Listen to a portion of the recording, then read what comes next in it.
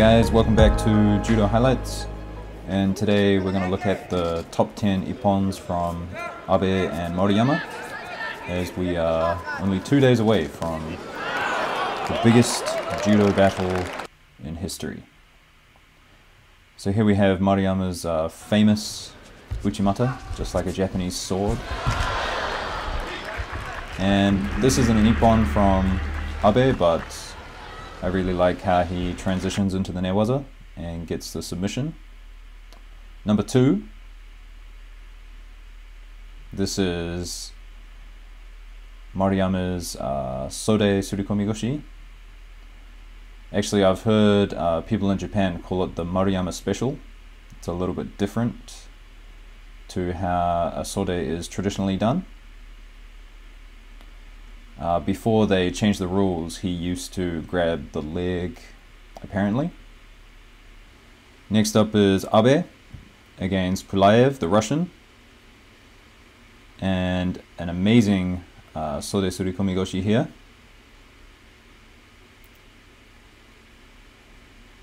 Quite like this one, quite a lot of footage from many different angles. This was during the final, I think. And number 3. This was in 2019 during the World Championships, and Maruyama shows great control, gets the Ippon with his Uchimata, but is able to transition quite nicely into an armbar.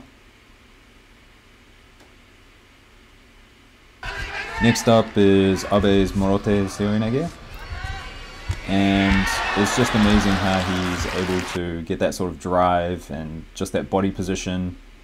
Nobody does it quite like Abe. Number 4, once again at the World Championships for Maruyama. And another Uchimata, but this time, if you'll see from the other angle, he does it 2 hands on the opposite side of the lapel.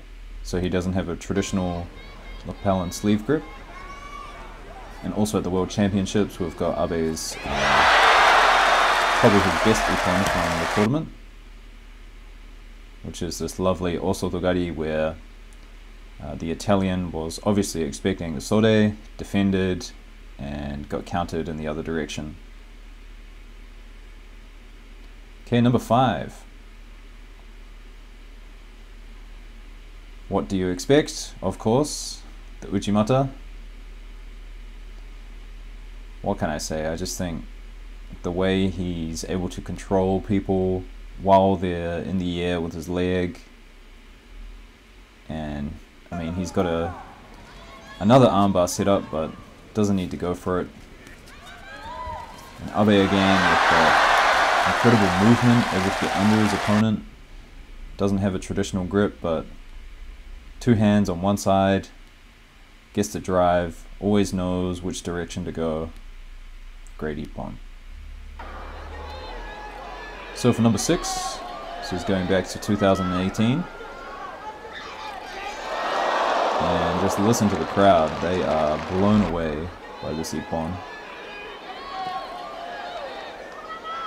So another Sode, but because he's so good at Uchimata, he's able to use his legs as well to control and get lift. Now I had to include this is Abe vs Maruyama, and Abe is the only one to score an Ippon against the other. So Maruyama has scored several wazaris, but he's never scored an Ippon against Abe. So that's a fun fact going into the match on Sunday. So for this one, it's a little bit different than what Maruyama usually does. It's more of a ken-ken like Uchimata, a hopping Uchimata. I guess he had quite a bit of resistance, but he has great balance and is able to drive his opponent for Ippon. And for Abe here, we've got him against the Kazakhstani, and this is a fabulous Uchimata.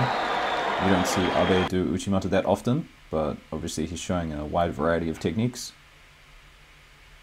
And because Abe's so good at koshiwaza, he doesn't really need the leg that much. And you can see the Kazakhstani, he's got the underhook, and he's trying to get a sweep or attack the left side of Abe, but Abe uses the forward momentum and turns it into a great Uchimata. So just pay attention to his head movement and where his eyes are looking. He's always looking in the direction that he wants to throw his opponent. And lovely slow-mo here. Boom. There we go. Ippon. Alright, for number 8, going back to the Masters 2018.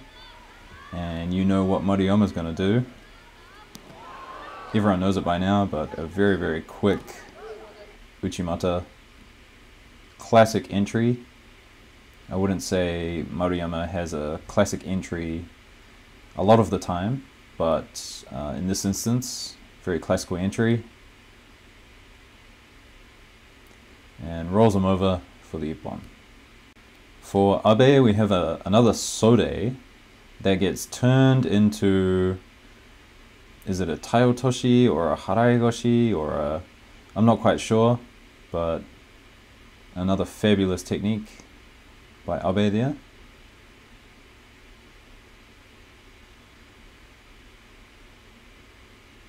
Number 9. Now I feel really bad about just including Uchimata for Maruyama, but it is such a beautiful technique that he does, but a lot of his other techniques are tomoe nage, and they don't usually score for Ippon. I think I couldn't find one that he was scoring with Ippon with, so for him it's either Uchimata or a Sode. And for Abe here, a great one-sided Taiotoshi in the Mongolian.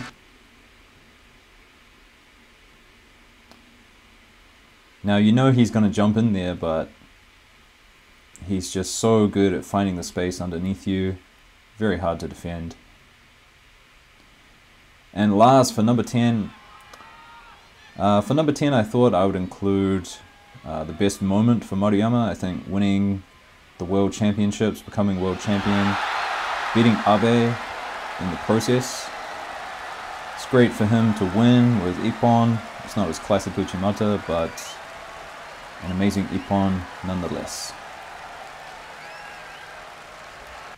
And here we have it again, so he's throwing the grip away as he comes across. Wraps his arm around the head, gets a drive. He's won against Kim several times before, so I think he was pretty confident coming into this match. And probably Maruyama's highlight of his career so far.